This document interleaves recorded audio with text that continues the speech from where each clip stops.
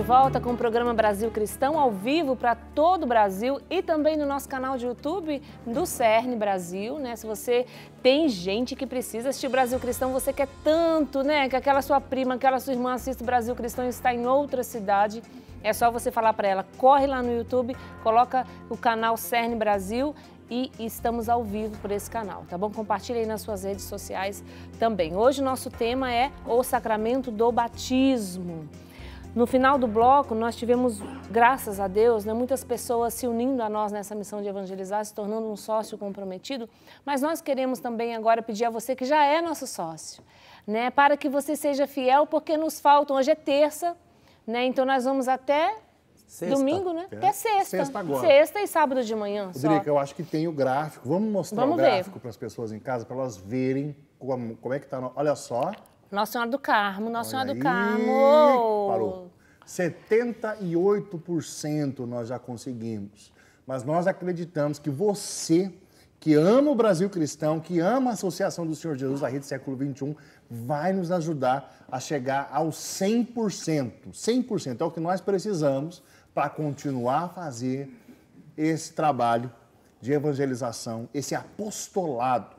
Não é um programa de TV, porque programa de TV tem um monte por aí. Você pode pegar o controle e começar a zapear, tem de tudo.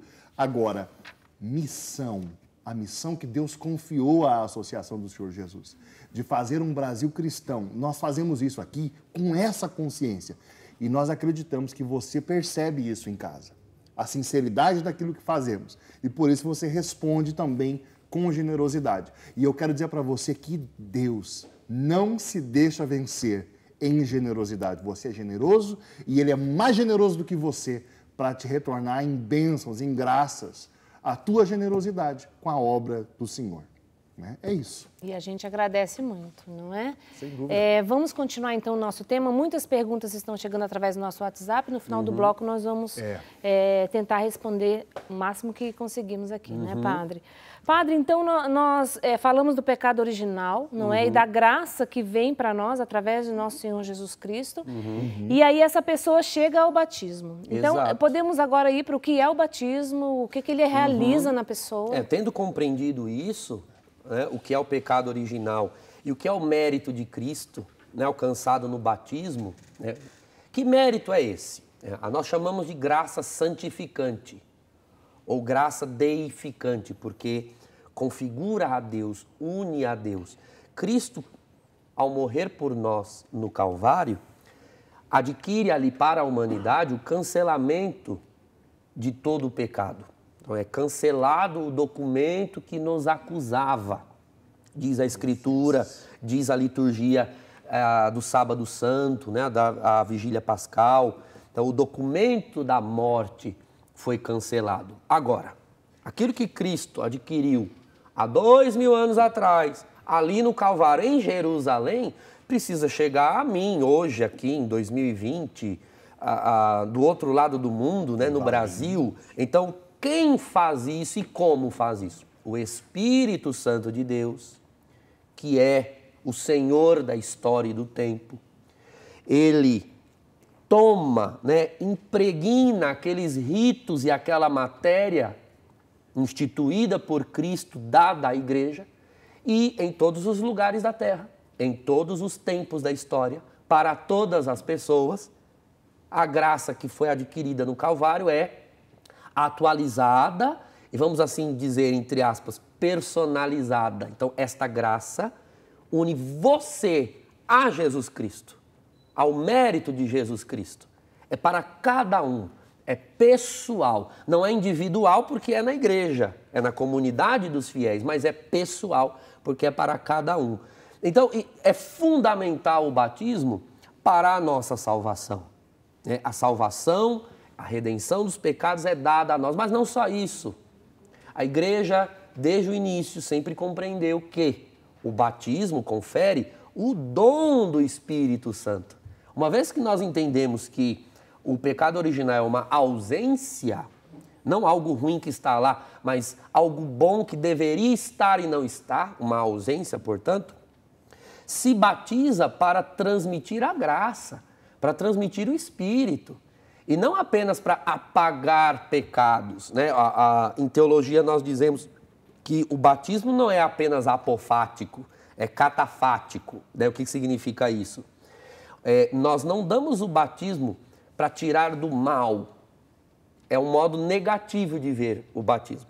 O batismo é dado para inserir no bem, para transmitir a graça. Ora, se é para transmitir o bem, a pergunta que fica é: existe idade ideal para transmitir a graça? O bem? Tudo bem que o aspecto da fé racional, a fé da igreja, aquela que nós falávamos, o conteúdo da fé, ele é um aspecto fundamental do batismo, mas ele não é o único. Então, exigir que uma pessoa tenha condições de razão para crer na fé da igreja, quando eu digo fé da igreja, eu digo o querigma fundamental, né? Eu digo aceitar Jesus, eu digo arrepender-se, eu estou falando de ter Jesus como seu Senhor e cumprir os mandamentos. É claro que, para que isso seja possível, é fundamental, é importante o progresso na capacidade da razão. Mas o batismo é apenas para isso? É uma escolha da razão? Ou é uma eleição divina de Deus pela pessoa? Ora, a palavra diz na carta de São Paulo a Timóteo que Deus deseja que todos os homens se salvem e cheguem ao conhecimento. Então, se salvem e cheguem ao conhecimento. Então, se por um lado há um evangelho que diz quem crer e for batizado será salvo, alguns vão dizer que esse crer é o ato da razão. Primeiro tem que ter razão, uso da razão, para batizar. Mas Paulo fala que é preciso ser salvo e chegar ao conhecimento pleno. Então, como resolver isso?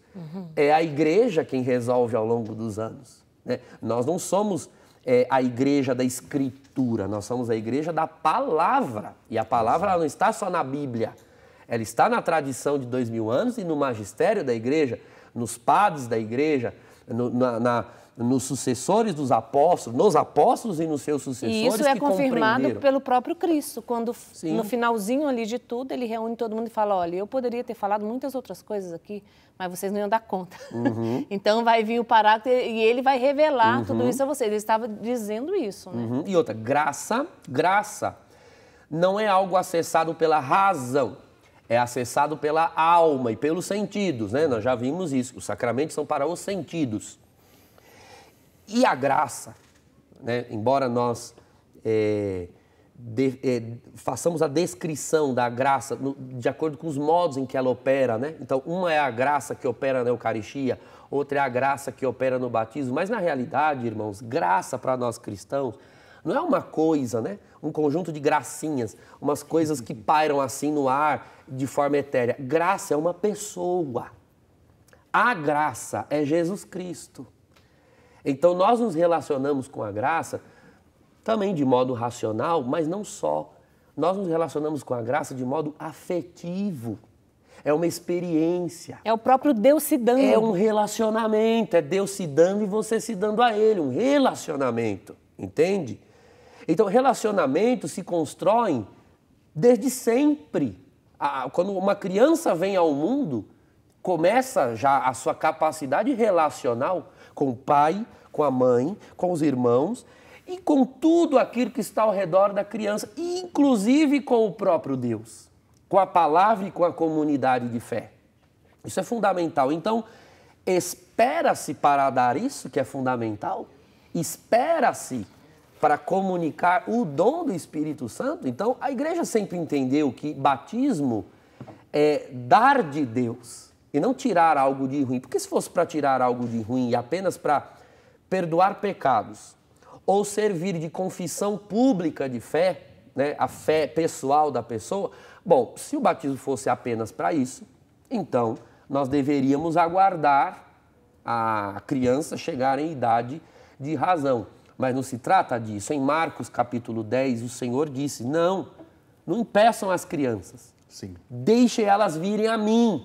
Veja, deixai vir a mim. Ora, o batismo é Cristo. O batismo não é pura e simplesmente um rito, é Cristo. Existe também, padre, né, isso quando a gente perscruta as Escrituras, nós vamos entender que o sinal de que nós entramos na nova e eterna aliança é o batismo. É a porta da nova e da eterna aliança.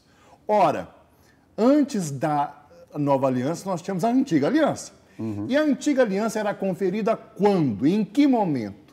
Quando o judeu era criança mediante a circuncisão. Exato. Não se esperava o judeu, né, estar na idade da razão para dizer, agora que você tem consciência, nós vamos circuncidar, você saberá que você está na aliança com Deus. Não, desde criança. Né? Então isso é uma continuidade bíblica. Sim, então uma coisa é tornar-se herdeiro da aliança no Antigo Testamento. E outra coisa era tornar-se um filho da lei. Então, a aliança primeiro é com Deus. Exato. E depois, é claro, que ela vai se efetivar, ela vai se demonstrar com a obediência à lei. Exato. Então, o judaísmo tem ainda hoje, a circuncisão, que é no 8º dia de nascido, porque é para tornar a criança herdeira da aliança. Ora, se meu pai é herdeiro da aliança, minha mãe é herdeira da aliança, eu também vou me tornar herdeiro. Então você não adia isso. Isso é graça, isso é dado. Agora, quando o rapaz, né, no judaísmo, chega à idade da razão, geralmente aos 12 eles consideram, aí ele vai fazer a sua cerimônia do bar mitzvah, né, o filho da lei. Aí sim ele tem idade de razão suficiente. E isso é entendido como a capacidade para ler a Escritura, né, o rolo sagrado na sinagoga, e ali publicamente é declarado agora, além de herdeiro da aliança, coisa que ele já é desde que nasceu, agora ele também é um filho da lei. Então, veja, o batismo, segundo o apóstolo Paulo, segundo nós vemos já em Atos dos Apóstolos 15, o batismo é a nova circuncisão, é a circuncisão da alma, a circuncisão do coração, né? Figurativamente, assim como na circuncisão, né, para quem não sabe o que é a circuncisão, era a retirada do prepúcio peniano, né? Então, o rapaz, quando vem ao mundo, na ponta do pênis vem aquele excesso de pele, aquilo era cortado, isso é a circuncisão. Havia um excesso. Então, o corte do excesso é o sinal de que agora há uma aliança com Deus. Aquilo era meio que figura, né, já um prelúdio do Antigo Testamento do batismo. Cristo virá para tirar o excesso, que é o pecado. Virá tirar o pecado. Então, tirava-se o excesso. O batismo agora veio para fazer o que a circuncisão figurava. Tirar o excesso, mas esse excesso não está na nossa carne. Este excesso está nas nossas almas. Né? O pecado original. Então, nós recebemos agora uma circuncisão de coração, nos nossos corações. E isso se faz pelo batismo. Então, já em Atos 15, se aboliu a necessidade da circuncisão, né, para os primeiros cristãos, que eram todos judeus. Então, agora, quem quiser tomar parte na herança, na aliança, deve fazê-lo pelo batismo. A igreja sempre entendeu que filhos de pais cristãos, com testemunho cristão, de vida e prática cristã, uma vez que tenham um filho, eles, porque têm a fé da igreja e na igreja, não vão educar o seu filho em outro contexto. A fé do seu filho será da igreja. Então, veja, se a criança né, usando a comparação da esponja que eu usei no primeiro bloco, você tem a esponja, tem água, tem detergente. Ora, far-se-á espuma cedo ou tarde. Para que adiar de jogar essa esponja na água? Se a mãe é detergente, o pai é detergente, o filho é esponja, vai dar o quê? Vai dar espuma. Não se adia isso. O padre, o batismo, ele exige algo dessa pessoa que se achega a ele. Nós entramos, então, em uma nova vida em Cristo. Então, se deixa a vida velha. Há ali um rompimento, e aí eu estou falando, é claro, no sentido material, né, de romper, mas há um rompimento ali, precisa existir esse rompimento com uma vida velha. E aí a gente entra nesse caminho de salvação e de santidade. Exato. E para que o batismo não é? Por exemplo, muitas pessoas batizam os filhos, vou batizar para evitar mal olhado. Infelizmente, acontece essas coisas. Ou para não ficar doente. Não é para isso que o batismo existe. Então, o batismo exige de nós algo, uma atitude? Sim. Então, nos referindo ao batismo de maneira geral agora, tanto no caso de crianças, pressupõe-se que os pais e os padrinhos já fizeram esse percurso. Sim. Mas vamos supor que há um adulto que ainda não é batizado. Né? A irmã fez a pergunta no primeiro bloco. Meu Deus, eu mesmo já batizei muitos adultos. Né? E geralmente se faz a iniciação cristã toda, é da qual nós vamos começar a falar do programa de hoje em diante. A pessoa, então, aí sim, porque ela tem já a idade de razão, ela fará o processo inverso. Vocês viram na comparação da esponja? Eu posso pôr o detergente e jogar na água. Mas eu também posso jogar na água e depois colocar o detergente. Isso não altera o efeito da esponja em gerar a sua espuma. Então, criança. A criança nós colocamos na água. O processo que eu fiz aqui na comparação foi um batismo de adulto. Primeiro eu coloquei detergente. Entenda o detergente aqui como? A experiência com Cristo. Se nós estamos falando de um adulto, então primeiro, essa pessoa terá de receber uma efusão do Espírito Santo.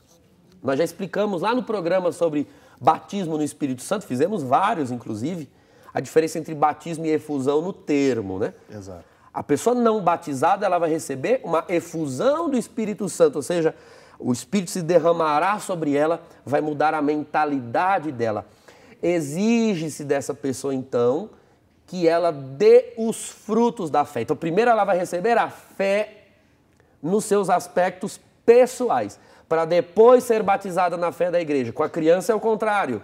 Ela vai ser batizada primeiro na fé da igreja. Ela não tem uso da razão ainda para receber a fé pessoal.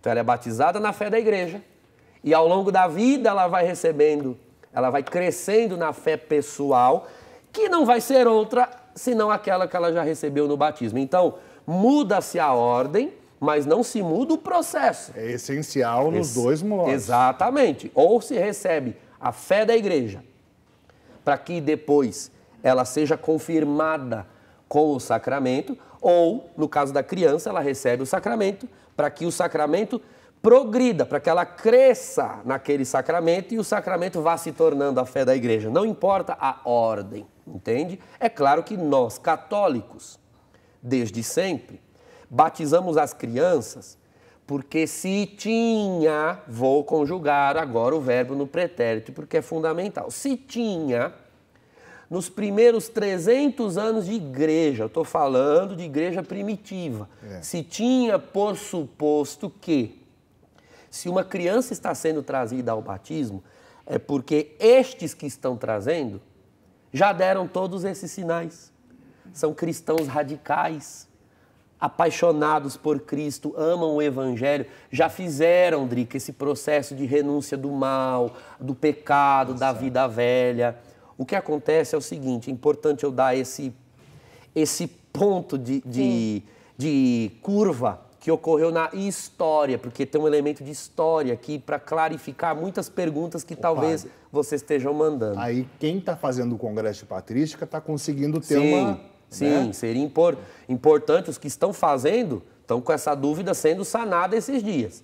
Mas vou aqui dar esse aperitivo, depois você pode acessar lá no site do CERN, essas aulas vão ser disponibilizadas de outra forma para você fazer o curso. Mas o que acontece foi o seguinte, no século IV, porque os cristãos já eram praticamente maioria no Império, o imperador Constantino, ele percebeu que era preciso aplicar aquela máxima popular, aquele ditado popular, se não pode vencê-los, junte-se a eles. Ele percebeu que a perseguição aos cristãos já não surtia o efeito que se pretendia, né, de suprimi-los. Já que não tem como suprimir o cristianismo, então, ao invés da religião que já havia no Império, de culto pagão e de culto ao imperador, vamos então incorporar essa, dos cristãos. Por um lado, isso foi bom porque cessou a perseguição e as mortes. Por outro lado, isso foi péssimo para a propagação da fé. Por quê? Porque incorporou-se religião com Estado. Sobretudo depois com o imperador Teodósio, né? Sim. Porque o Constantino fala assim, ó, cristianismo é liberado. Teodósio diz, não, é só o cristianismo. Ele fez Aí um edito, foi muito pior.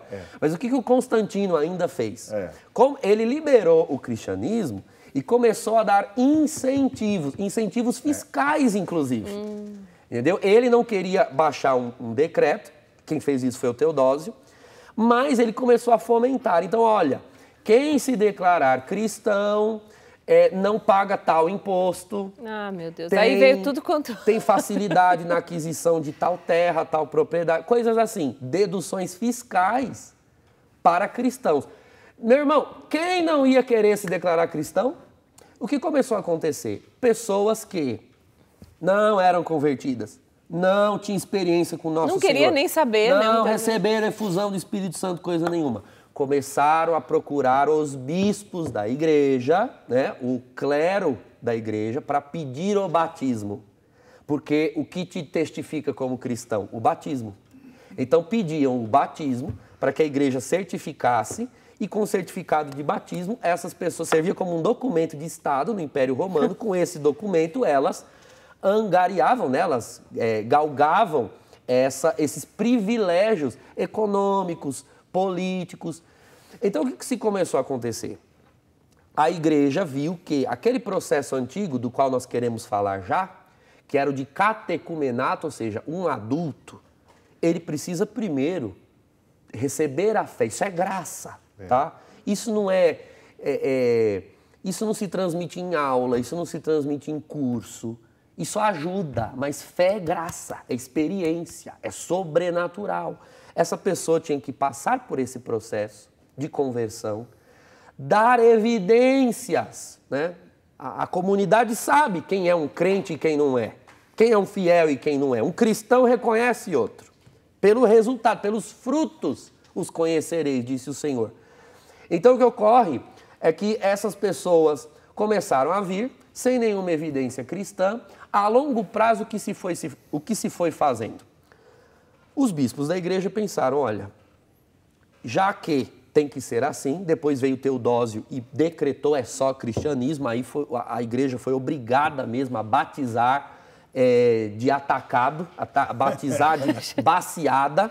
E o que se fez? Bom, vamos batizar todos os que pedirem o batismo, e depois, né, isso que se fazia antes do batismo, que era o processo de catecumenato, nós exigimos depois, uma espécie de pós-catecumenato. E aí, aquele sacramento do batismo, na igreja primitiva, ele era feito da seguinte forma. A pessoa descia as águas e, após sair das águas, ela era ungida com o óleo da graça. Né? Óleo da graça, em grego, a palavra graça se diz charis. Né? E ela era uma graça que ela recebia. Graça recebida, em grego, é carisma, de onde vem a palavra carisma. Carisma, abreviado fica crisma. Crisma é carisma, é a graça dada. O que a igreja começou a fazer? Vamos fazer o seguinte, vamos dar o batismo e aquela segunda unção, que é a da crisma, nós adiamos. Quando a pessoa já batizada receber a fé da igreja, aí quem sabe ela, aí sim se converte, tem a experiência de agora sim, batismo no Espírito Santo, porque antes era efusão, né? A pessoa não é batizada, mas já batizada ela vai fazer experiência de batismo no Espírito Santo. Tem a conversão, a fé da conversão, mas tem a fé doutrina, né, pai? Renúncia do pecado e vai buscar a doutrina. Sim. Quando se verifica a doutrina nela e a experiência, aí se dava a segunda unção, que é a crisma. Foi para isso que se separou a crisma do batismo. A crisma sempre existiu, é instituído por Jesus Cristo. Então ela sempre existiu. Mas elas eram dois movimentos de um único evento e depois foram distintas, né? Como eram dois sacramentos sempre celebrados num único evento, que era a Vigília Pascal. Foi por um processo histórico que se separou. E foi assim, meus irmãos, Idade Média adentro, séculos adentro, Europa toda, nós aqui na América Latina recebemos este catolicismo que veio da Europa e nós, século após século, crescemos numa mentalidade equivocada de que todos que nascem na sociedade são cristãos. Isso vem do Império Romano. É cristão. E a igreja, porque foi misturada, não porque ela quis, mas porque se apropriaram dela. Como a igreja foi associada a Estado, existe no imaginário popular até hoje a ideia de que a igreja é uma prestadora de serviços, como tem vários. Como você vai ao hospital e tem direito de ser atendido, porque você é um cidadão, e você vai ao banco e tem um direito de abrir a conta ali, caso você apresente os documentos, a pessoa acha que ela vai à igreja e tem direito de batizar o seu filho, casar, de receber os sacramentos, de casar, como se fosse um direito de cidadania deste mundo. Porque associou-se a igreja com as estruturas deste mundo. Hoje, infelizmente, essa mentalidade está tão misturada, que agora, dependendo das perguntas que provavelmente nós vamos ler daqui a pouco, né, eu nem li ainda, mas vocês vão ver que no teor das perguntas vai diluída essa mentalidade. Mas e se uma pessoa, né, foi batizada, ela é católica, mas ela não crê? Opa, quem disse que porque ela é batizada ela é católica? Você está entendendo como na pressuposição da pergunta já vai um erro de mentalidade? Sim. Eu acho muito importante o senhor explicar isso, padre. Então, nós vamos fazer assim, nós vamos fazer um intervalo agora. E aí, quando nós voltarmos, nós vamos responder as perguntas, inclusive o senhor explica isso aí. Sim. Tá bom? Então, vamos para o intervalo rapidinho e a gente já volta, então, para a gente entrar nas perguntas, tá bom? Fantástico.